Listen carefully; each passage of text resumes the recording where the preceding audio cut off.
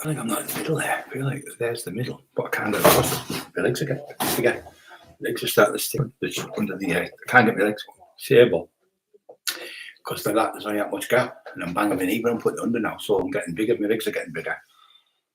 I've been training this last week every day, nearly one day off here. Yeah, waiting for somebody to come on. 6 people on. Don't forget to push the like buttons. Paul Cresswell, welcome to the show. Barry Swales. Talking about drug dealers, tax and drug dealers again tonight, ecstasy dealers, cocaine dealers, fucking you name it, I've had them all. The most dangerous job in the world, McIntyre says you've got. He says you can't shut your eyes for a second or take your eye off the ball because you could be killed in a second because you take some money off drug dealers, especially when you take lumps and hundreds of thousands of pounds off people. They used to pay 10 grand, 20 grand to get you shot, which has happened. They've tried to kill me on several occasions, but I'm still here. To be lucky I'm still here by the big man upstairs, kept me alive. So all you dodgy drug dealers, be aware the taxman's about. Just like to say, Cumbria and truth, Dylan, you know, you're okay. Northumbria prison are in that. So if any of the lads are watching in jail, keep your heads down, get yourself out and get your fucking self back on the straight and narrow. Them jails are no good for fucking anyone. Fucking shitholes, wasting your life in them fucking shitholes, honest, no good. So, doing the ecstasy as you knew, I've controlled the whole fucking lot from work from people from Bradford, work from people from York, work from people from Bridlington. I used to do 5,000 a month. This kid used to give them a bit on bail. I used to pay me all the time, spot on. York used to give a lad 5k speed a month and 2,000 ecstasy. And then it's only one drop off, you know, when you go down. So you're only going to pick it up once a month. When you're doing it every week, I'm dropping it every week to people. You get no routine, the cops can follow you and stuff. So these ones you could really trust and give them the gear. They're the best because you only had one drop off there and one drop off back. So it was easy. They would send somebody back up with the money, but they wouldn't send any. You wouldn't send. Sorry, you would send somebody for the money. You get the money off them, and then your gear would be there. They'd drop the gear off, and then they'd send the money when they paid for it. But they were all spot on. I knew them when I knew it. They lived with the mums and dads and everything, so it wasn't they were going to do it. So there was one in Hartlepool. Cheeky cunt. I was doing the ecstasy. I wasn't doing that much over there. It was never a big place Hartlepool for selling it because there wasn't no nightclubs actually. It was 42nd Street came on later on, but they were behind, years and years behind in Hartlepool. So when everyone was dancing in Middlesbrough knees and all that, they were still nowhere near where the ecstasy scene. So the ones that did used to come, they would have to come because there was no clubs over there where they used to have eat parties and ecstasy parties. They had one at the town hall and no club went. There's about 30 people went. It was shit. So they were all coming up to where we had them. We had them in over like a series. Saltburn was the first one, with the Eclipse, then with the Coliseum, and then we had the fucking Heaven Club at Airport and did up, and then we had Bell Birches, was a nightclub full of Blazers, and downtown, Waterfront, all them places used to get stuff, and they're all getting up for me from Stockton, from Middlesbrough, from Billingham, from Horton, every fucking where people were all like Peter Lee, from everywhere was getting them off me. So I was dealing with massive firms. So I was getting them cheaper because I was getting that money. So I'd have people getting them. I used to put them out on I'd get them on a Sunday, bag them all up with people. Then I'd have 5 people doing it, and you'd have like say the ones who we'd have different colour bags. Say to one 10, big 2 yellow. Then the other blue bag would be like say 20. The green bag would be 30. The white bag would be 50. And the next one would be like 100. We'd never go over 100 to give anyone 100. That was the limit. But they were trustworthy people. So I'm working with these lads. Anyway, when I was working over that, I was probably doing about 200 a week. That was it, which is nothing. Nothing. We would do that in one night in a fucking one little pub. So all of a sudden, the ease goes down. So I'm getting like 30 people asking me for 20s and 30s and stuff like that. So then other firms come over there, and they were getting that from a lad who was living in Hartlepool, but he was connected with these London lads. So cheeky cunt was going over and dropping off these people. So I went to the main one who used to get about 50, 60, 70 off me. I said, what's happening? He went, oh, blah, blah, blah, blah. And anyway, I found out what he'd been selling. So I said, he's selling the E. He's selling from a firm from London. He's been doing it for the last couple of weeks. So he said, I'll just get Dave Garside and Teddy Rich to sort Cockerill out.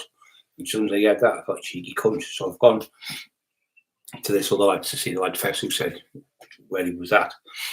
So he was before this was when I first sacked him. He was in a house, like a flat, two houses, two rooms together, but they were flats. And downstairs he was at. And I goes to the door, a couple of lads was in the car, one at the back door, kids started running at the front. Knocked on the door, he's come out with a leotard thing on, not a leotard, like a Tarzan thing. What the fuck you doing? Oh, I mean, that's just messed about. They were making pornos in the fucking house. I never went in because she was obviously in there. So I said, shut the fucking living room door. He locked the door, passage door, and I went in the kitchen. So the lad said to me, when you go in, Brian, on the right hand side, there's a drawer, and he's got his gear in there. But that's the gear he just deals. He said, on the other one, there's a false bottom, and you pull it out and push it up.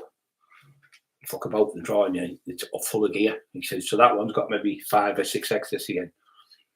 A couple of grams of, say, 5 or 6 grams of speed, couple of grams of coke. The other one's full of fucking gear. He said, I've already seen it. I was around there a couple of days ago. So I've gone in anyway. So he goes to that drawer, like the lad said. I said, well, I've been told that's that drawer. He went, oh, no. So I pulled the fucking drawer, didn't mess about, pulled it out like that. And a bit of gear fell on the floor, about 5E, and a couple of wraps of speed. But they were tied, with cling for them. So there was about 9 ounces. There was 9 ounces of speed, like a bar like that, all in the bag. I just knew I was looking at it. And there was about half a ounce of coke.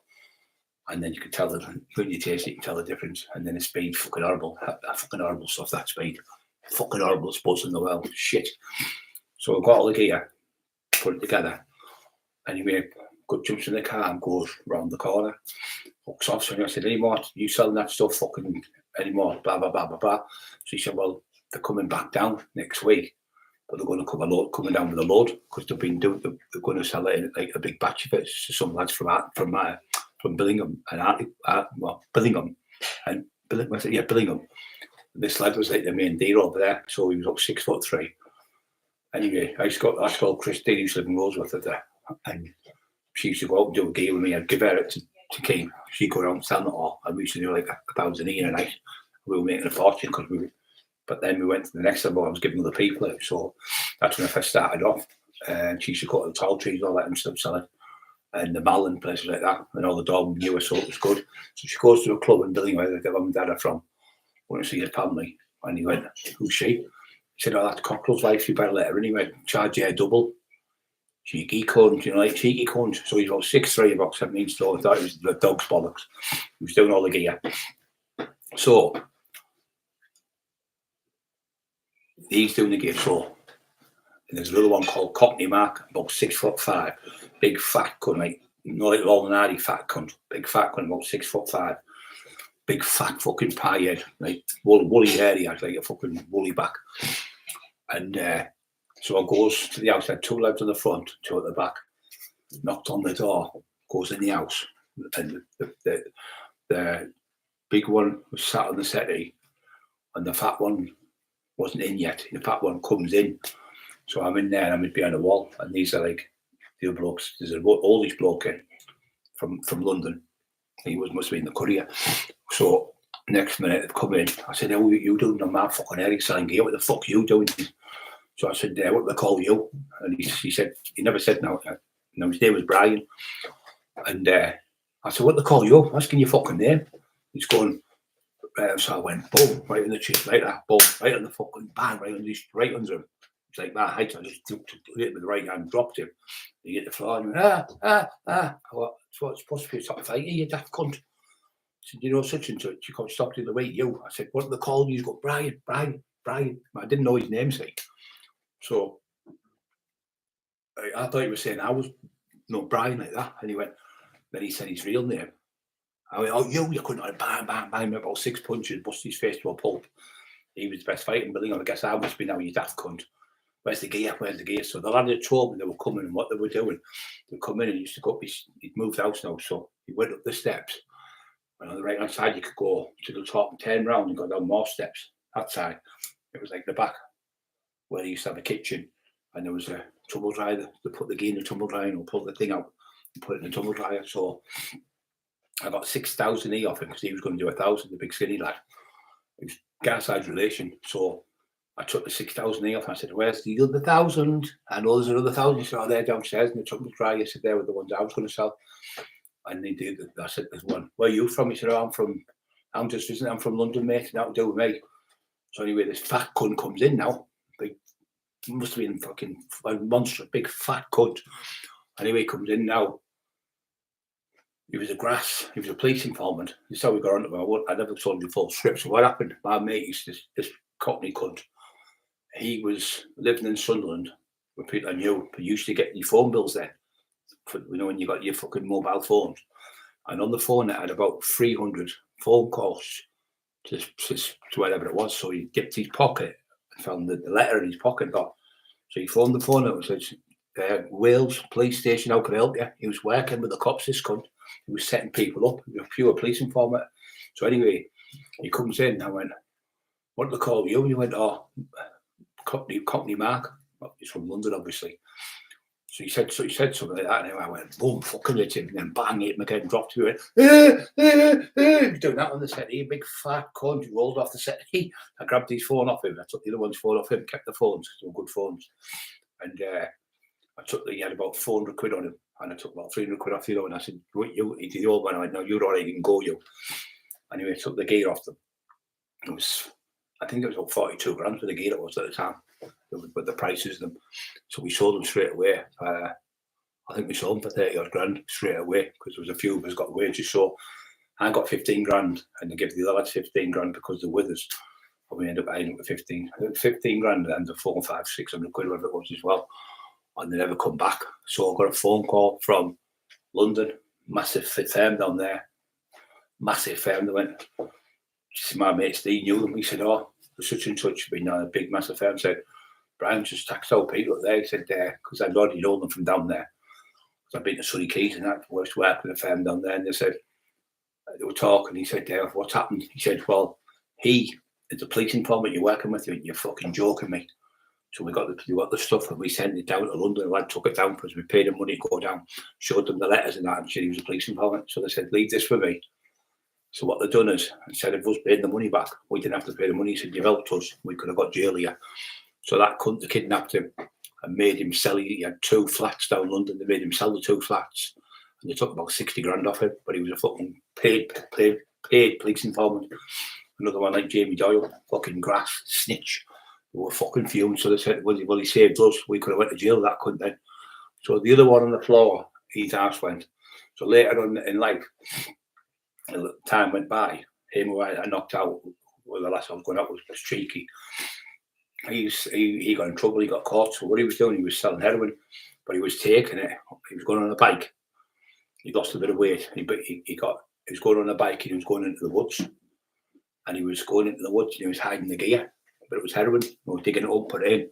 So the cops followed him so far, walked away, and realised he's so far there. And then another cop on a pedal bike say, wait the next night, followed him and drove off on the bike. Then there'll be maybe a lad walking with a dog. So they'll follow you in 5 or 6 stages to catch you. So say you're going to the same place all the time, they watch you go to the same place. They might have one, say here, and there's one there, that end. So right, he's gone there, boom, boom, boom, he's there. He's done that 2 or 3 times. They know you're going to be there. So what they'll do, instead of waiting one there and one there, they'll have one here, and they'll have one in the middle. They'll have one there, so they know you're there. So when they get you, they just steam you.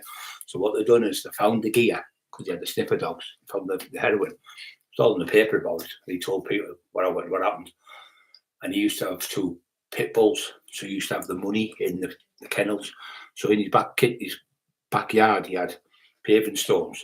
He'd have the paving stones out and he put them in plastic, the daft cunt, and put them underneath there with the paving stones on top. And the dogs were in the kennel. They didn't wee in there, like that, so they wouldn't get wet or anything. And he used to let the dogs out, so nobody go near the dogs. They were like attack dogs. So the cops followed the cunt. And what they've done is they put a camera in the tree where he was at. So they're watching him from the fucking tree. They're watching him on the tree with an infrared camera, the coppers. And this is fucking 20 odd years ago, 25 years ago. So they're watching him. So they've got him on there and he's coming back with so much. And they nick him in it. He only had about, say, an ounce. He was going to go and sell it to someone. But they already knew where he was. They already followed him. So they said, oh, then come on, we'll take you back. Put him in the back of the fucking car. the van or whatever, took him back, and then the cops were stood there with all the stuff. They got the gear, about 1 kilo or 2 kilos of heroin, and then they found about 60, 70 grand in cash in his fucking house, and about 100 grand in the kennel. Silly cunt, so he was getting away with it.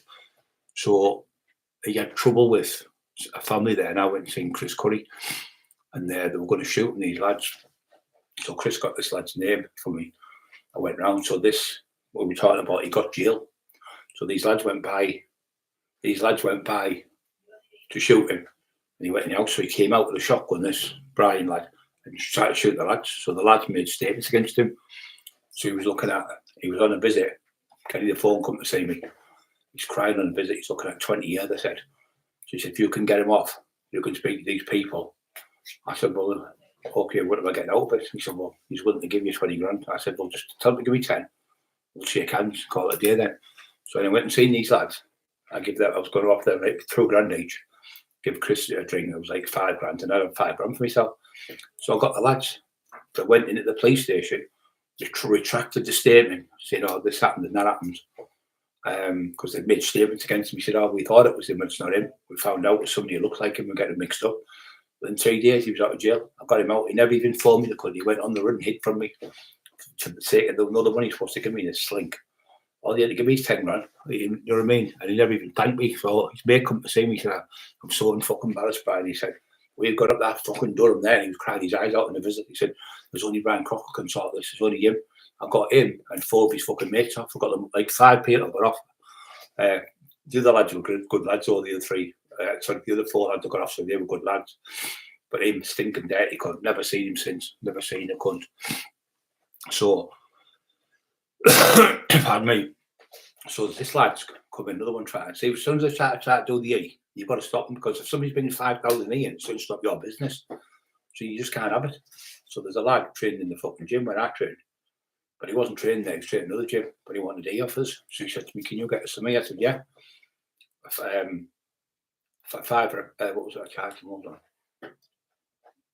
3,000 E, £5 a piece, so it's 15 grand. 15 grand for the E. I charged him 15 grand. So he said, right, oh, that's brilliant. He said, I'm paying like 7s for them now. I went, brilliant. So, right, fucking hell, it wasn't the worst one I had to do, but it was a nightmare.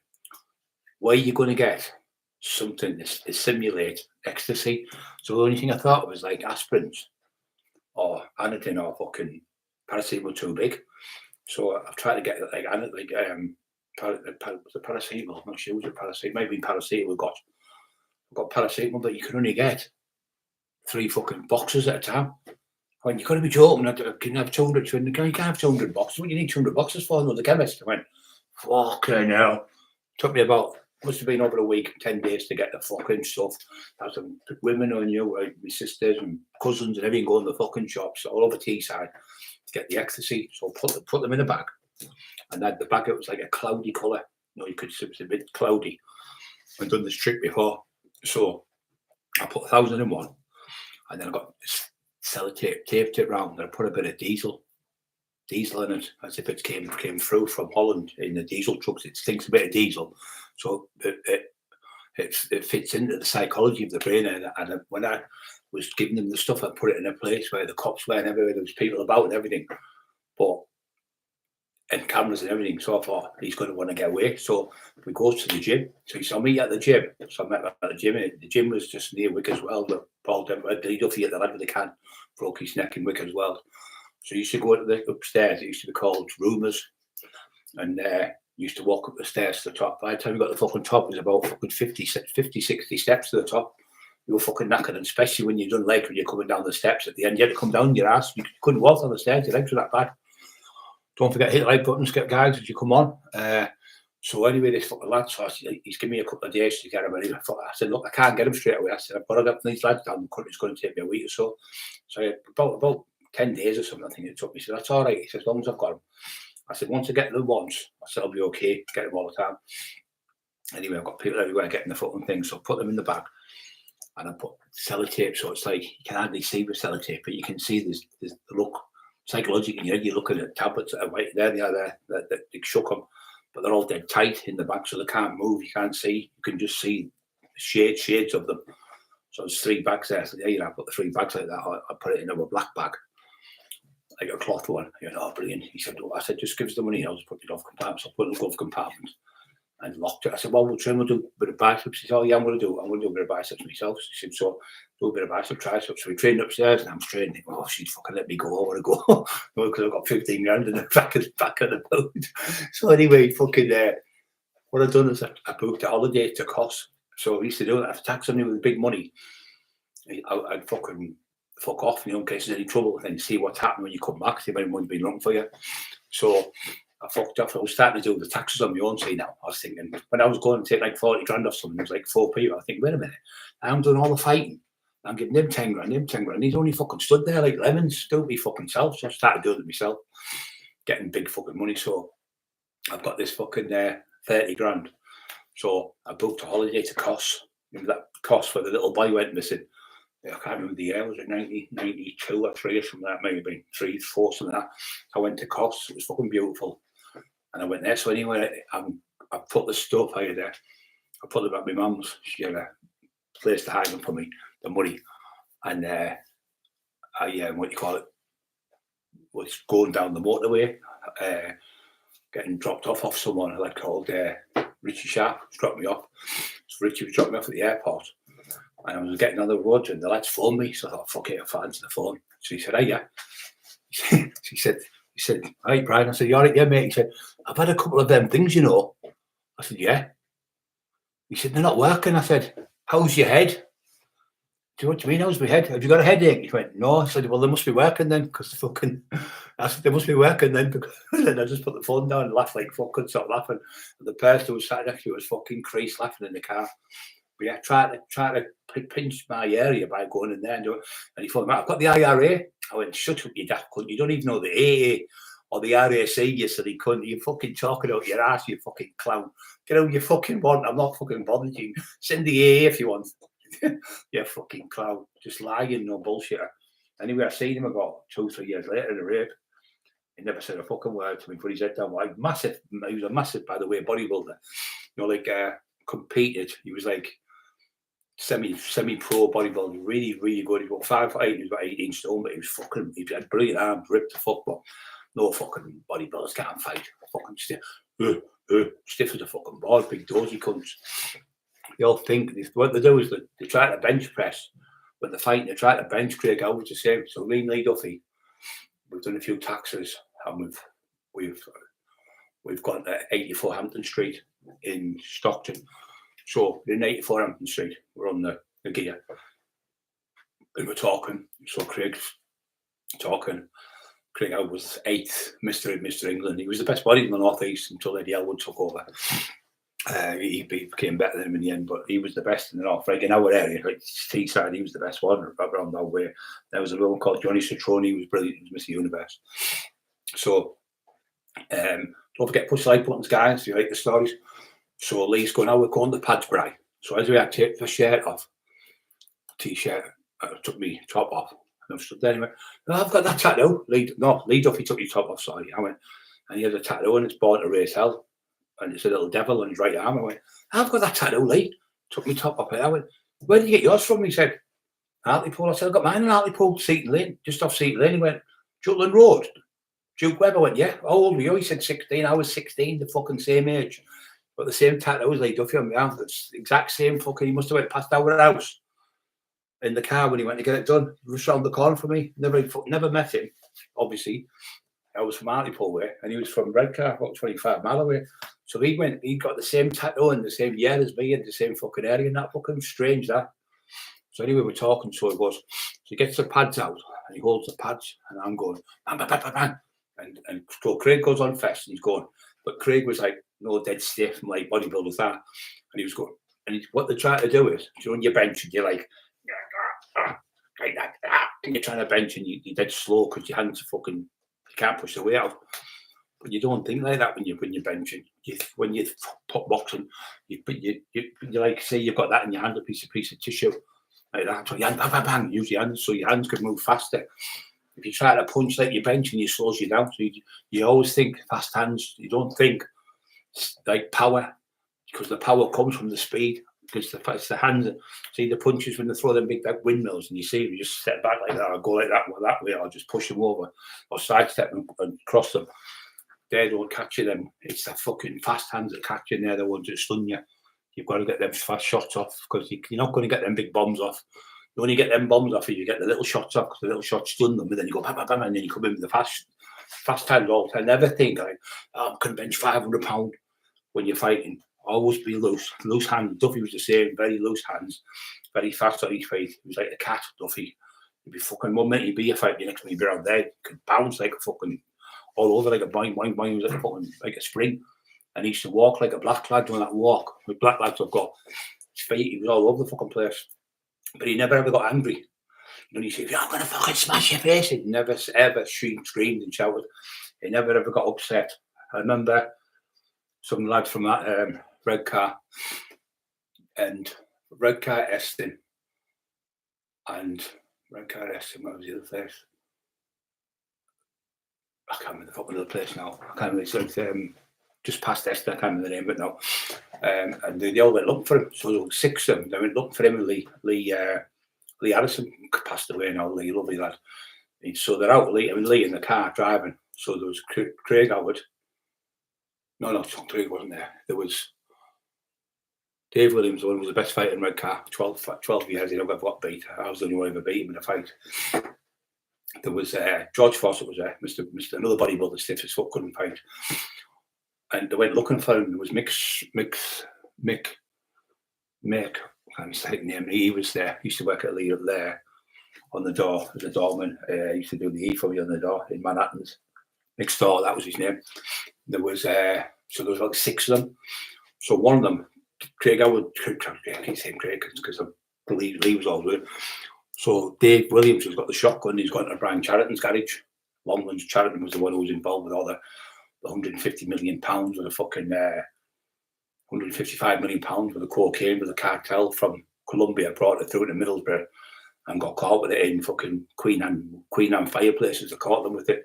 So he blew up fucking Curtis One, got him in jail. He's Supergrass. So he's in there, and they're sawing the shotgun down, because it was obviously a big one. So anyway, they've got it down, so he's come out, I'll fucking shoot you.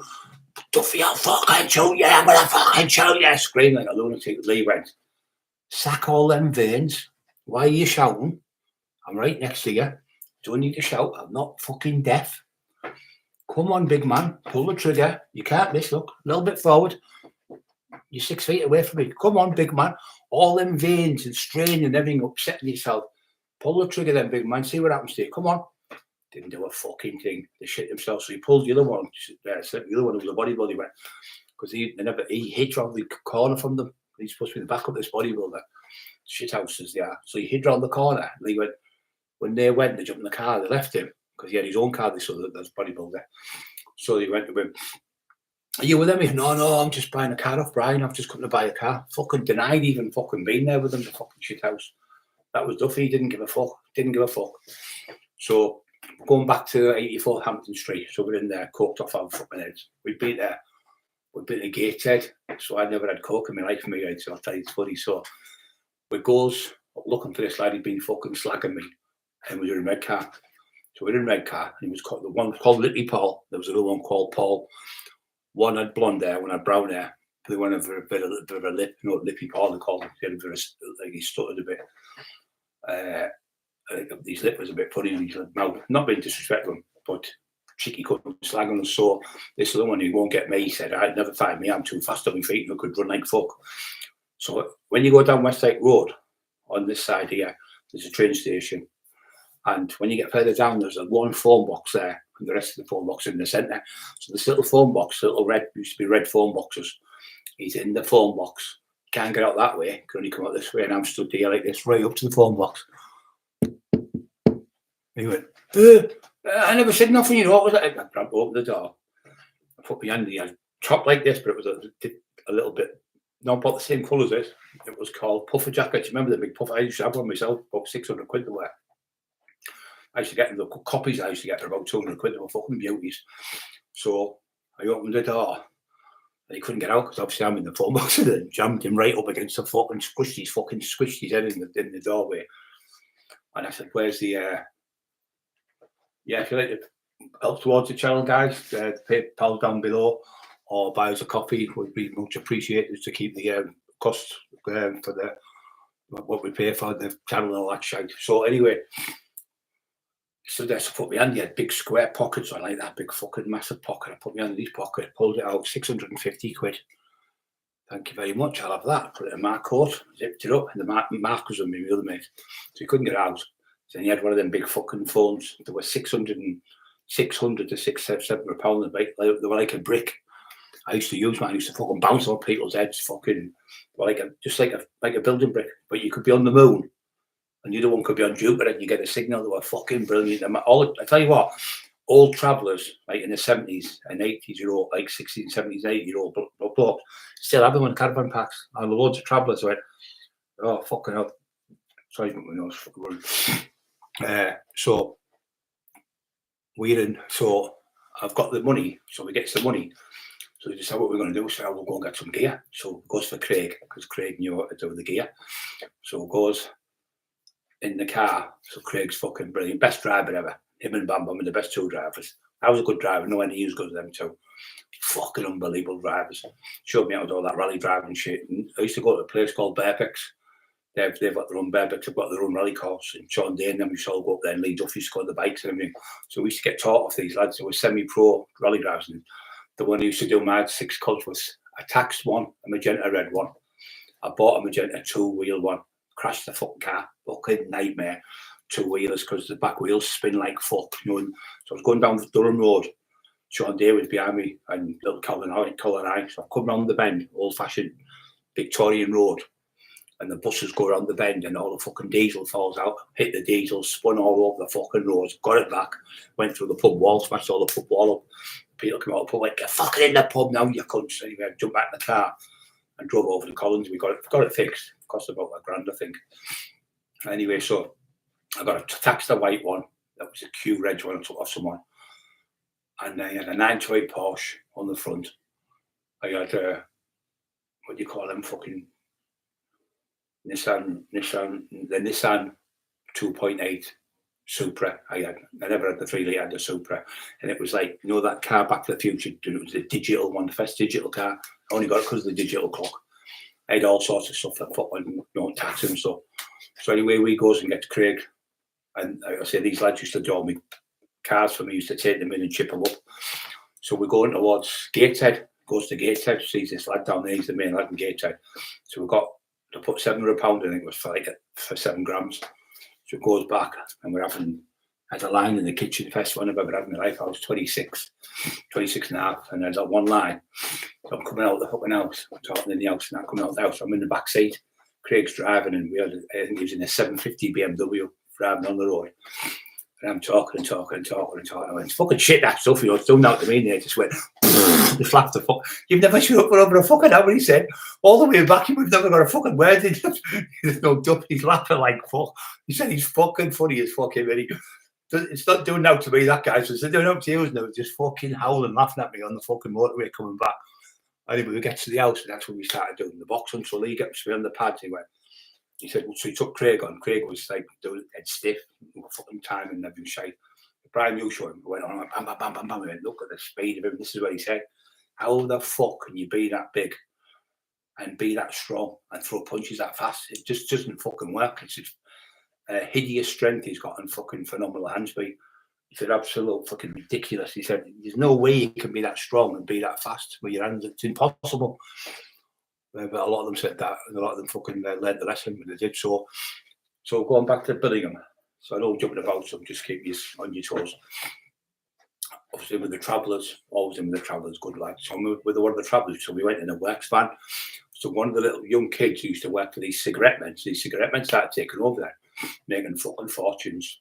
And they were fucking making 30 and 40 grand a week, some of them. So anyway, doing it again, shouting them out. So this lad knew about 30 of them. So he put us onto a couple of them. We got a couple of grand off one, 3 grand off another, 20 grand off another. But what they were doing, the sneaky cunts, they were getting the gear off flagmen and then phone up saying, oh, Brian Cockerill just been round and took the £20,000 with the cigarettes off us. So I got the blame. They're like called Kevin Rich from Hartlepool. Kevin Rich has been over with such and such. And they're like a top fighter from Darlington, really, really good Lewis, my friend, and tried to blame us for the tax. We never fucking taxed them. So we went in the fucking shop. We used to have a sunbed shop, this cunt, up near Hordon way. Took 20 grand off him for fucking lying about it. Going to get the police on me, he said. But when I was in the place, I smelled and smelled, and I could smell cannabis. What he was doing, he had a sunbed shop upstairs. Very clever what he was doing. And with the lights being on the sunbed shop, it took away. You couldn't tell. And you could smell it inside the shop. I could smell it. He was doing a go. You've got to go for here. How are you going to get the police on this daft cunt? So anyway, we got away with it. But he was using my name. And the people we went and seen and said, look, I've took the 20 grand off him now, but I never took 20 grand off him. I said, never took any flags off. So they went there, a bit massive war, these lads. They were from Hartlepool. So we started doing that. So these three ones called Tommy the Rat, Tommy the Burger, because he had a burger van, and Tommy something else, can't remember his name. One of them was big skinny cunt, about 6'4" and about fucking 10 stone. Drank 15 pints a day, or then all day in the fucking pub. But the pen behind his ear, putting bets on the office. But he was into like dodgy stuff, selling clothes and stuff, and cigarettes and stuff. They used to go over abroad and get them and stuff. But he was telling people, we've got enough money to take Cockerill and his fucking gypsy friends out and all this fucking shit. So obviously we had the travellers there, didn't come to me. So one of them, multi-millionaire, this fucker. So he built houses.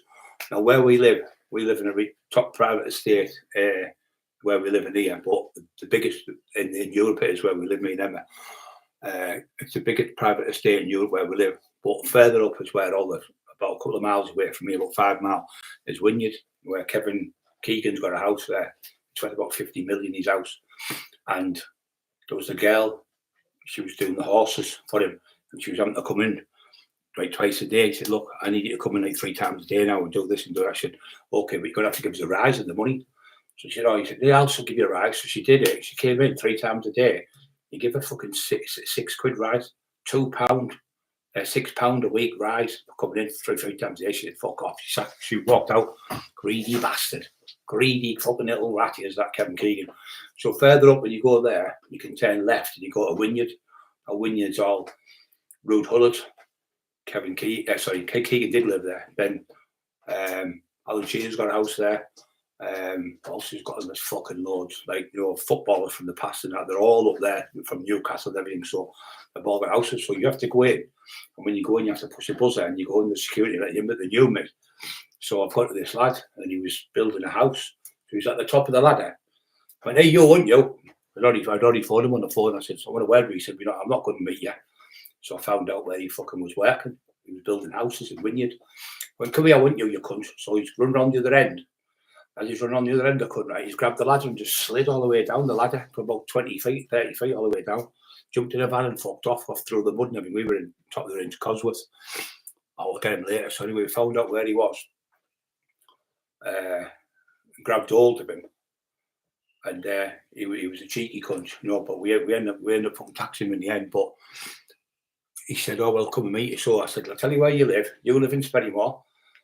I said, and you've just had a piano delivered at your house, old grand piano. You've got to buy Marada dog. And I said, tell you where you live. You live near the Bongo, over the border, and you've got a burger van.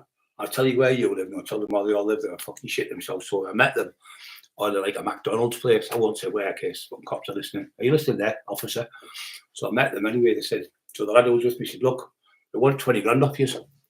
So they went, we only wanted 20 grand off the 3 of them.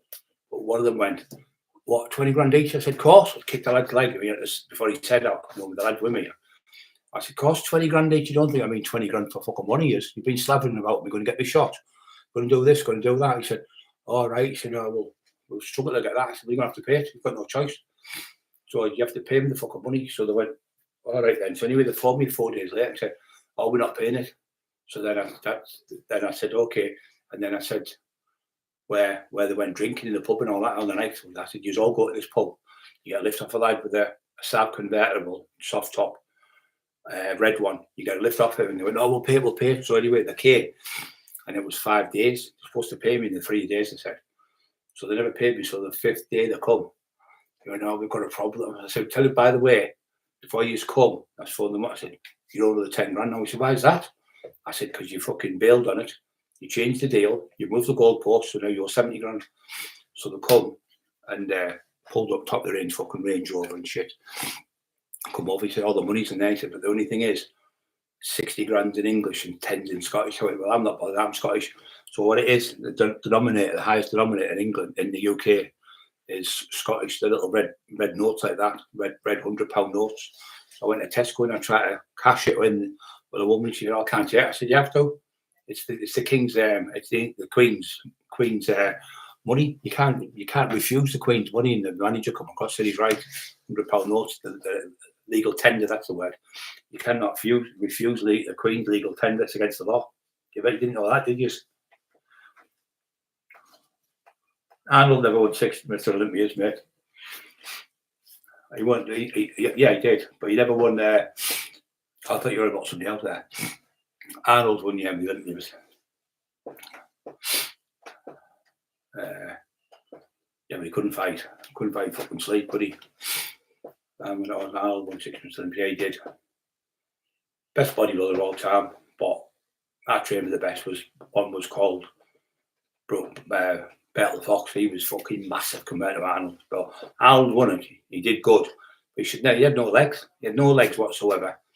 And he had no calves. He was on them stages winning because he had a massive name. Because he was Hollywood blockbuster, making £650 million fucking movies. He could make a movie, 100 million, make £650 million profit.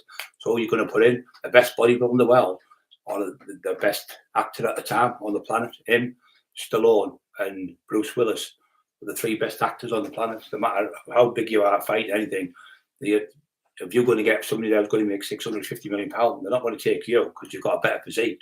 They're going to take the one who brings the people that go to the pictures and watch the films.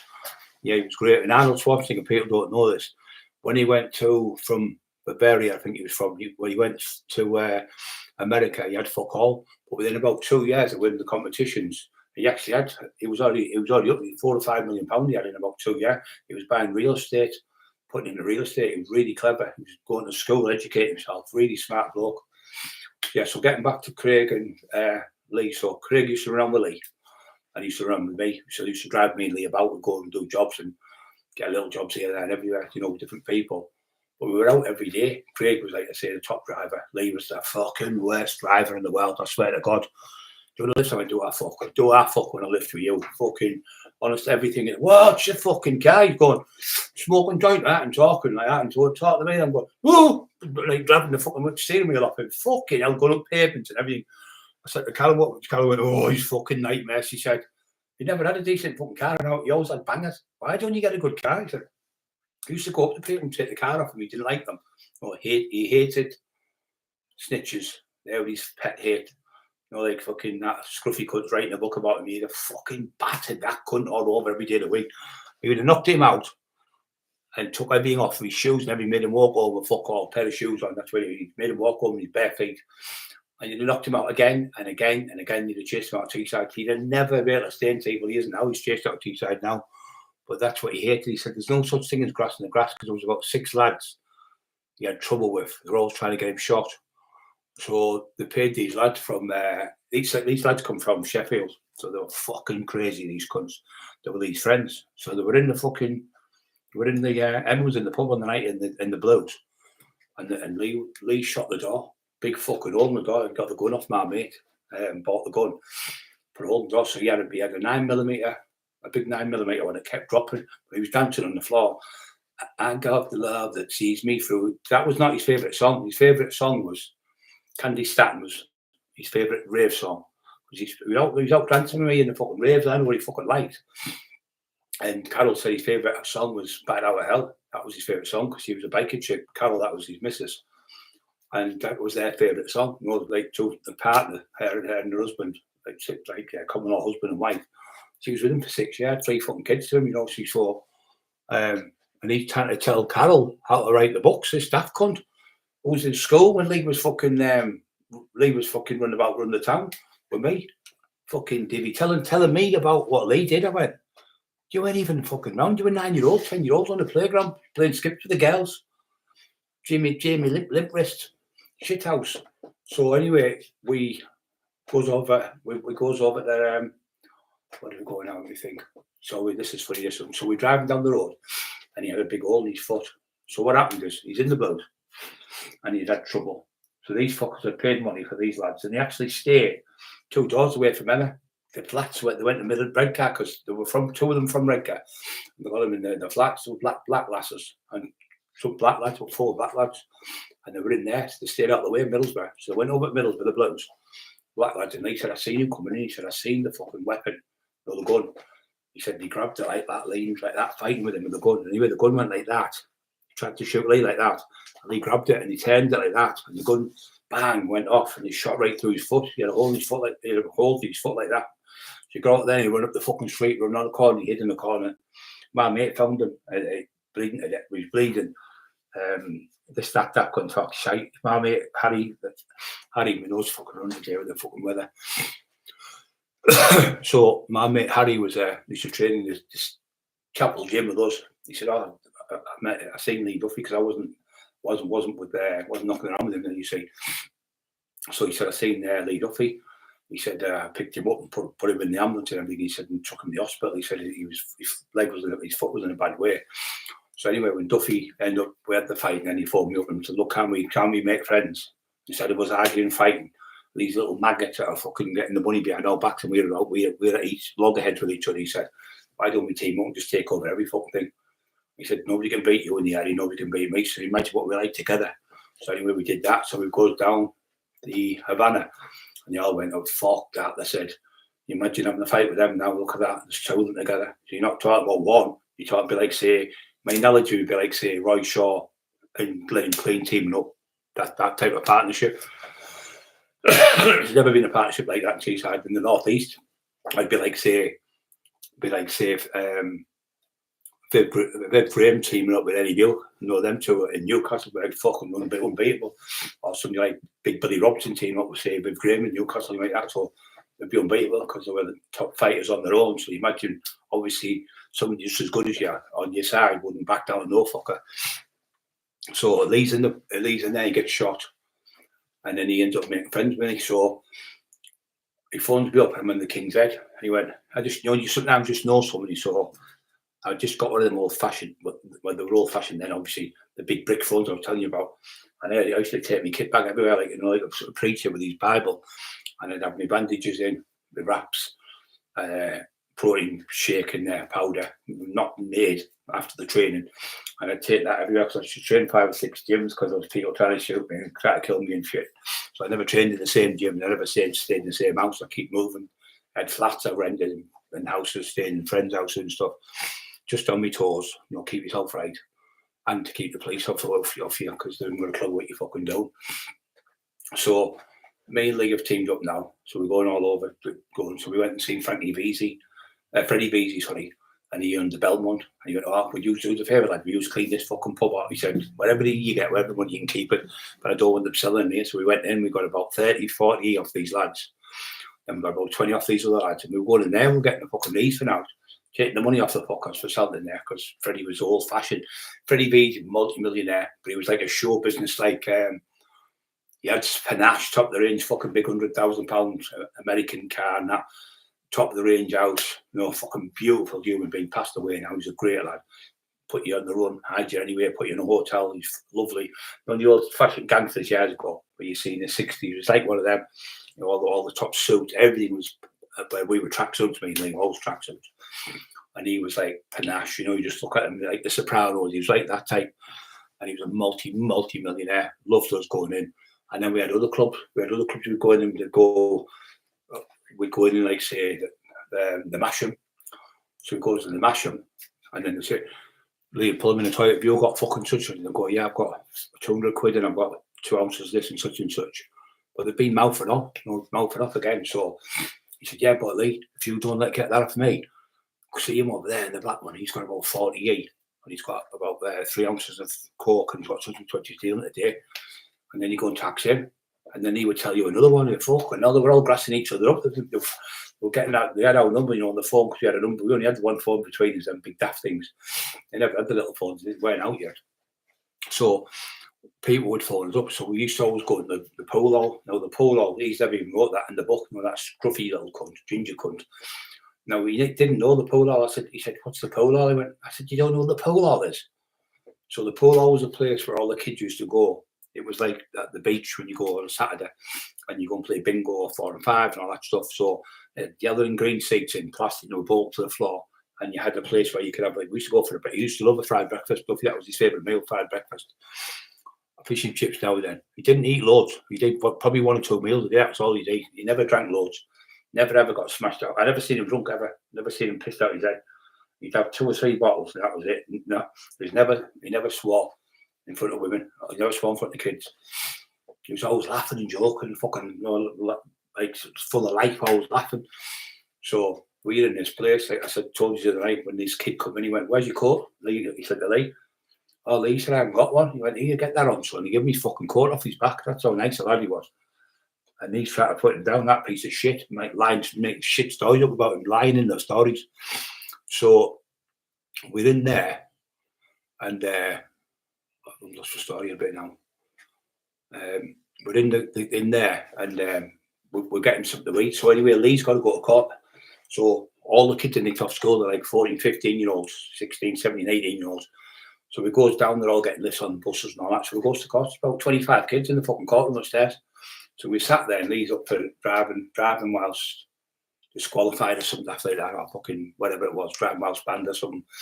And we sat there, and the next minute the judge like that looked at it, and I had no shocked. About 25 kids, but there was about another 30 outside, couldn't get in because they were only like 15. You're not allowed to win unless you're 17, 18. But they were letting the schools were shit scared, like, because there was that many kids. They're all from South Bank, Grangetown, that. You loved them, absolutely loved them. He always made sure the kids were all right. Even in jail from the borough lads, he always used to make sure they were okay.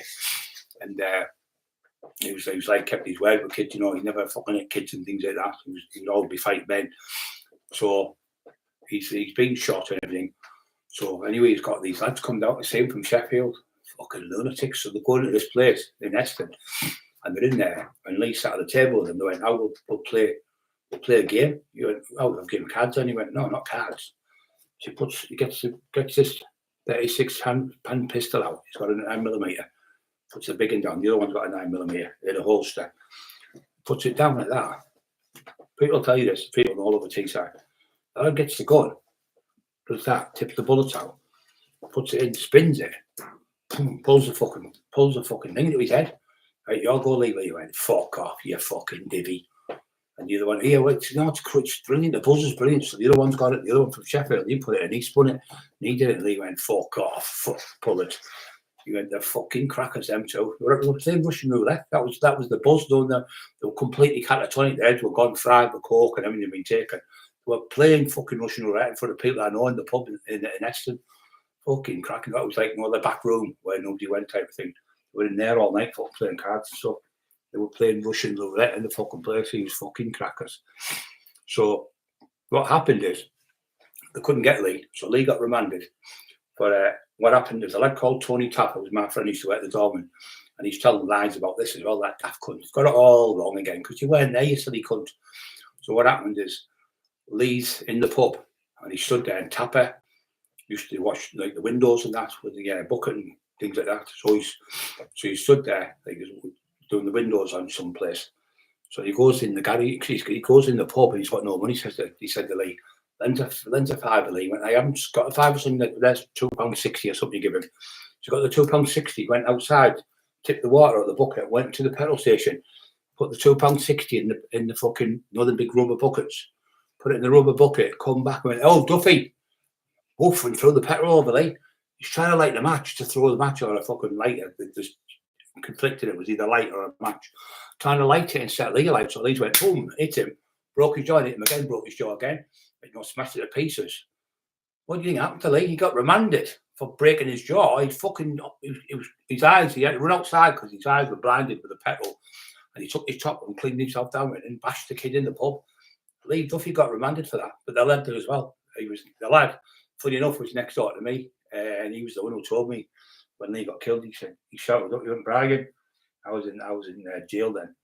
He said, "Brian, Lee's been killed last night, stabbed to death with aloe in Middlesbrough." I went, "I'll be fucking lying. It's been, how many times have been killed?" He said, "No, Brian, it's my sister's been up today, tell me."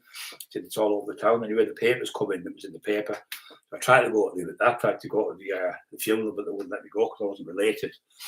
And a couple of family members tried to give me the help me go, but they couldn't. You had to be related to the person. You know, I was in there for, I broke a lad's jaw on the seafront, so I was out with about 20 lads. I used to take all the lads out, and all the lads would wait for me on the door. Every now and then we'd have a fucking mad 2 days out. I'd pay for everything, coke, eat, drugs, everything. So I was making a fortune with the things. So there were about 15, 20 of us out going in pub crawls around, not causing trouble, getting out in the lap of people and going to see Ever and stuff in the red car and my uncles and stuff. And they'd be in the pubs. And there used to be band boxes on the weddings and people would go up singing. And like one thought he was fucking Elvis. They both called Paul. One had blonde hair, one had fucking jet black hair, but his hair was dyed. And they'd bring there and he'd go in the mirror, like the Fonz, and do that with his hair. And my uncle John went, "You're not really fucking Elvis, Paul. You're fucking Paul from Redcar, you silly cunt." He was about fucking 6, 7 stone. But they were good singers, they were really good. And he would come on with it. One would have a Wrangler jacket on, and he was like, what was he called? Shaking Stevens. He was doing, "What's that secret you're keeping?" And he'd be on the stage. Everyone was fucking crease laughing. He was on, so like, them times were brilliant. People would get up singing, and then somebody else would get up, and it was fucking, there'd be other ones getting up and get that fucking mic off there. She's fucking killing my ears. It would be the worst singer in the world. We had fucking great times on it. It was fucking brilliant. But you always got some daft fucking idiot who tried to think they could have a fight. You ended up knocking them out, and it spoiled the day. So we were out, me and Lee, like running about pubs and all that. He loved it all, the frisk. So he says, we're over Red Camille. That's how Lee wasn't with us this day. Ginger Allen was there. There was, I can't remember all the fucking names. Benny was there. Tony Stubbs was there. Tony Tapper was there, I think, was there. Gary Russell, Gunner, all there. About 15, maybe more. So I'm walking down the street front, and there's a cop car. So I used to be able to do a party piece. I used to be able to get like my bag. I get the wraps, training wraps out, put my hands, because they cut your hands, because used to, on the back of the cars there were metal bumpers. So I used to be able to pick the car up and do reps with it like that, and go repping it. Just do it as a party piece. And Duffy said, do it again, right? Show me you can pick this. That was his party piece for me. Show me you can pick the car up. Everywhere I went, he had me doing it. So we used to get, like, in the end, I got 2 tea towels. So I used to put in the back of the car and use the tea towels so it didn't cut your hand, because a few times my hand got cut a little bit.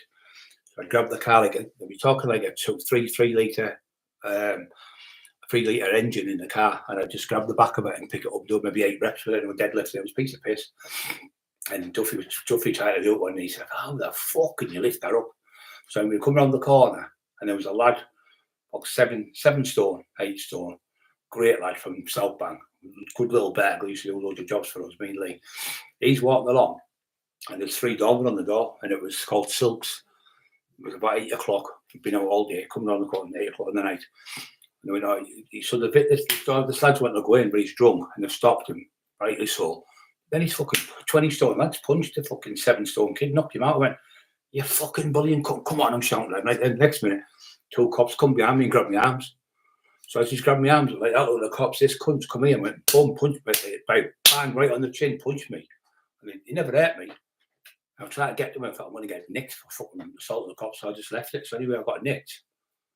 They put me in the van and took me to the police station up in, it wasn't Redcar, it was it Redcar? I'm not sure. No, it was Gisborne. They took me to Redcar. I think I was getting painted at the police station in Redcar.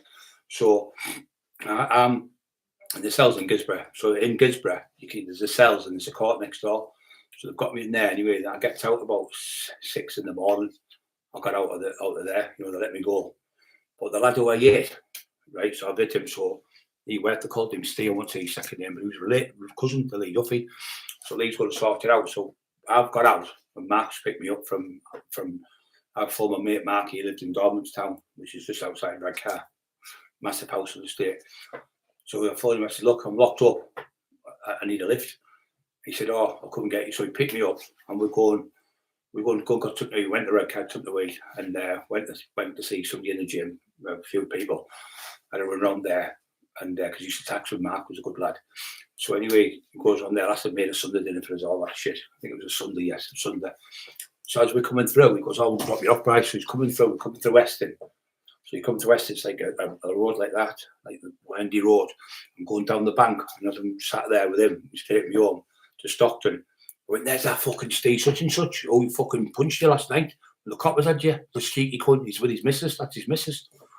So it's a kebab shop. So I could run up in the kebab shop. And now then, come on, now then. So he's ran at me, and his weight, he's 20 stone, I'd say. He ran at me, and I went right on the chin, lifted him off his fucking feet, hit the deck, and his face went pure grey, pure fright, broke his jaw, and I think it's 4 places. I smashed his jaw. He hit the deck, banged his head. He was half awake, half unconscious, but he couldn't get up. His legs were gone. And then the man went, I said, get that fucking thing. He said, no, I see nothing. I see nothing. Nothing happened in here. He never made a statement. So what happened is, the ambulance came for him, took him to the hospital. Jaw was fucked, smashed to pieces. He had to have the emergency operation. It was a mess. But his missus was with him. So the police couldn't interview him because he was operation. So she said, oh, what happened? They had an altercation with Brian Cockerill on the seafront the day before, and Brian's coming to talk to him. But Steve's ran at Brian to punch him, and Brian's hit him first. Fucking still got remanded. Fucking his wife told the truth. And the man in the shop said, oh, he started the fight. So because Duffy went in and got him to make a statement. He went, no, Brian went to confront him. He said, no. He said, Cockerill confronted him.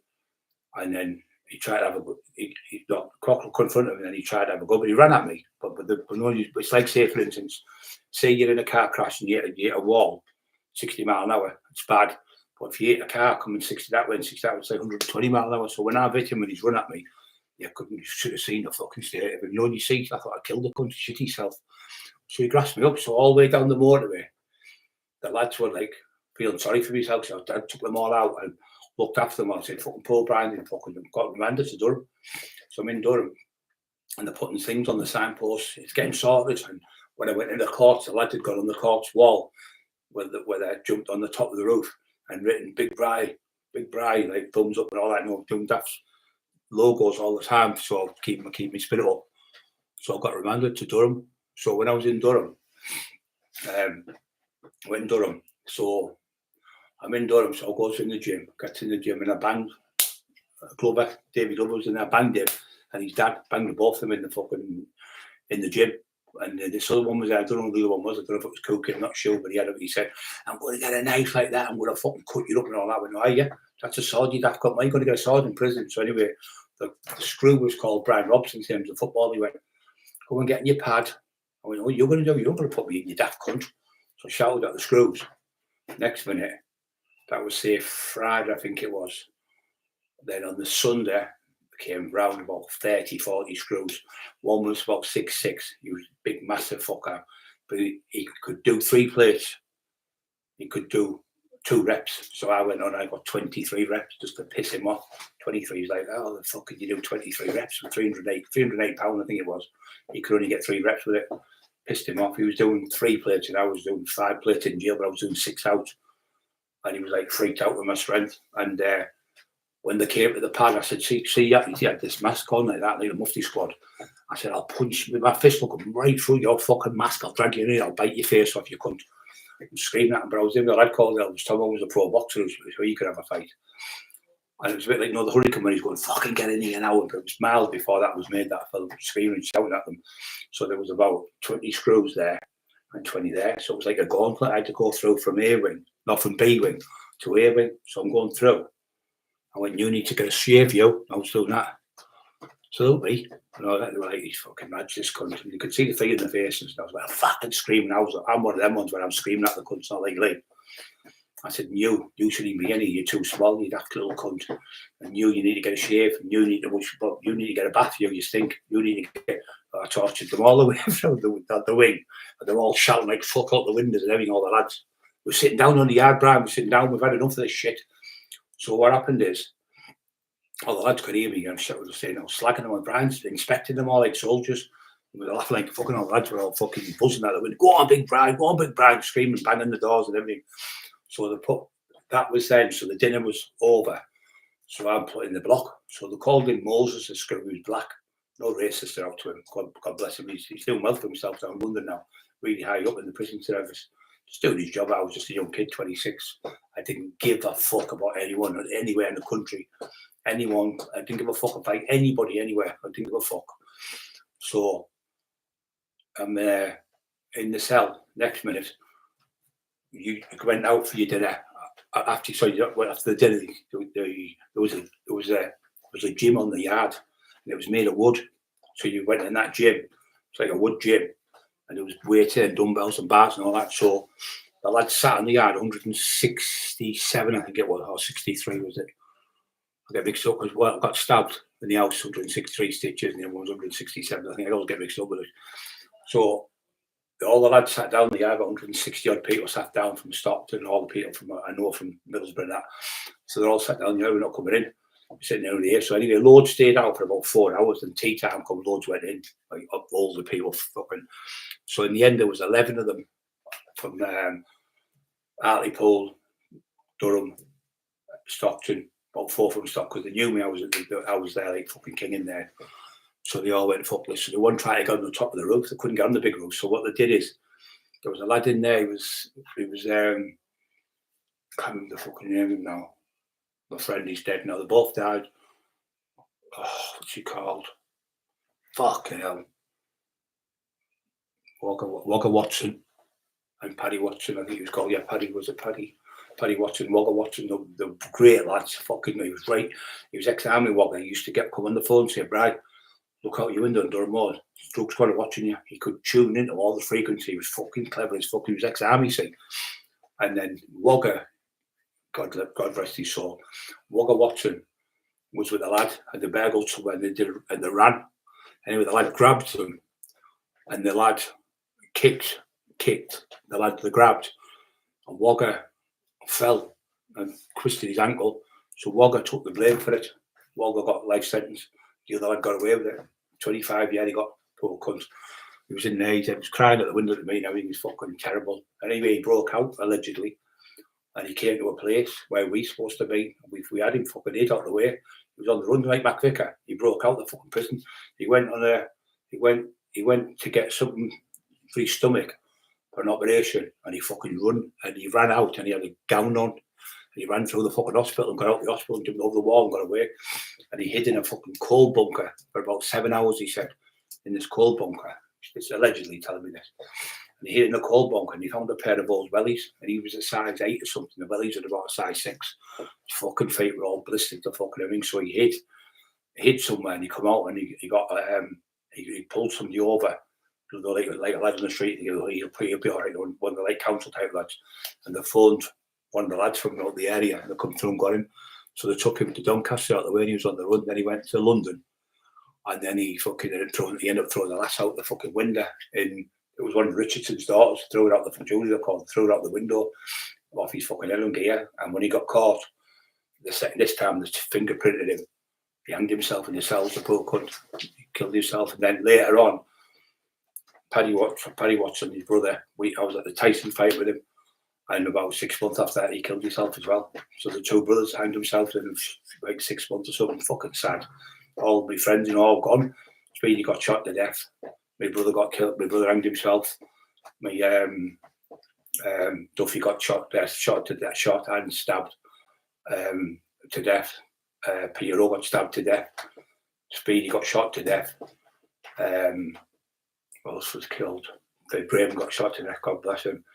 All the people around me have all gone, been shot the fuck out. They know I'm still alive. They know why. God's kept me here. I've got a fucking clue, maybe to help you lot.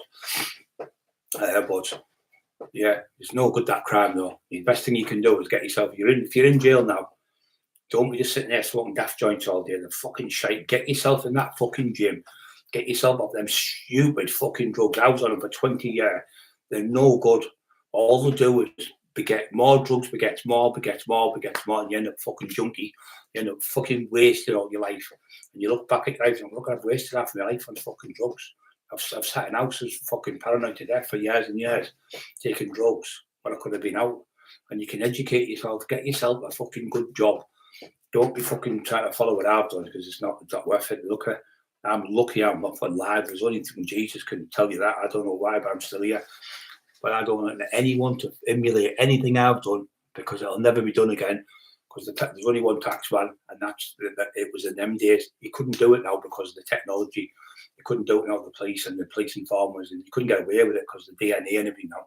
So it's never going to happen again. It's just one in a lifetime. You'll get somebody who does something like say Arnold winning the Olympia 6 times, or you'll get somebody winning like say boxing like a world title winning it 5 times or something. So you only get one of them type of people who come around every so many years. But I wouldn't like to see anyone having to go through what I've had to go through, all the fucking people, the funerals, the fucking deaths, people trying to shoot me, I've been shot 2 occasions. I've had guns put on me, I've had bullets whizzing past my lugs. It's not worth it. You better just fucking getting on with your life. Get yourself into an edgy. See, my granddad Joe used to say the best thing in the world, son, is education, because no one can take the piss out of you. Brains will always beat brawn. I'll always beat it because it's intelligence. Intelligence always wins. So, shaking heart. So we're going. Well, this is the last story I'll tell you. So I've got loads and loads fucking hell for you. See, people say he's only with Lidl for 3.5, 4 months. Yeah, in that 4 months, it's been like a lifetime with him because we were out every day. But it wasn't just 4 months. You got to remember, I worked on the doors with the people who worked with Lee in Grangetown. I lived with Lee, like Carol and people like that, and people who worked on like Mark Johnson, Ali Johnson, all them worked there were from there. They would tell me stories when he was a kid, fighting 16-year-olds. So Lee's got to have a fight. I think he's about 16, 17, something, maybe a little bit older. So this gypsy wants to fight him from, I think it was from Nottingham for the first, I think it was 1,200 quid, 600 quid each to put in. I think it was 6 or 4, maybe 6 or 4, I can't remember. I think it was 1,200 quid. And it was near the Masham pub. It's in the middle, but you can drive up and go on the car park on the top. So the travellers come, I'll fight you. He was all game and everything. His travel jumping about, looked the part and everything. So Lee's one on the roof. So went out, bang, bang, 2 punches off, we knocked him out. And he went, oh, can you get me money? Yes. So I'd give him the money. And he went, so then my mate was there, Sean, said, well, where's the money? Where's your for 600 pounds? I just knew I was going to win. If I had no fucking money for the bet, he knew he was going to win. He would to come away with 600 pounds, but he thought he'd come away with 1,200 pounds. He went, no, I only got 6 because I never had no money. Lee. He said to Sean, he went, fucking hell, Lee, there's only you would come out with that. That's how confident he was. He was fucking hilarious. So we driving along. This is the last one. It's funny, this one. This will make his laugh. So we driving along. We're out all day in the car. So I'm here, and Lee used to put his leg on my shoulder near there because his leg would kill him because he had a big fucking hole in his leg. So he used to smoke the cannabis. I said, oh, it fucking stinks, that stuff, you know, Lee. He said, big fella, just stops the pain. I went, oh, all right, son. Like that. I felt sorry for him. So the other 2 smoked as well. We had another young lad in the back, driving like for us. Another lad wanted to grab stuff and run away. We had to get him out of the car and take stuff. Because if he taxed anyone, we'd give it to them and they could run like fuck because they were young, like 20-year-old lads who could run like fuck. And they'd be up with us there on the town or whatever. So we always planned things. So we're driving along, all of a sudden I went, I feel bad. I had to stop the car. Stop the fucking car, I said. So I did, all right. Fucking open the door. I've ran into the garage, sprinted into this garage about like a fucking Usain Bolt. Got in the garage, grabbed the Lucas here like that. Like that fucking full Lucas here gone, another Lucas here gone, Mars bar, a marathon, a bounty. The bloke's going, you all right? You don't get the plates on. What's happening? What's the matter with you? All right? You having an heart attack? I went, no, can't fucking breathe. I can't breathe and like that. And he would come out. And them bastards, he's laid on the front, Duffy of the bonnet, crease laughing. He's in the back, the lad, he's on the boot of the car, fucking crease laughing, and the other one's in the back seat laughing. He's fucking laughing at you cunts. When you've had a wait, it's when you're eating all the sweets. Oh, fucking crease laughing on the fucking seats in the back. And I was like, you fucking cunts, I'll fucking kill you all and all that. I couldn't hardly see him, I was balking and everything. He said, I was white as a sheet, looked in a minute, I was pure white as that line on there. He said, you've had a wait. So they were laughing like fuck, right? That's it for tonight, guys. So I'll be back on tomorrow.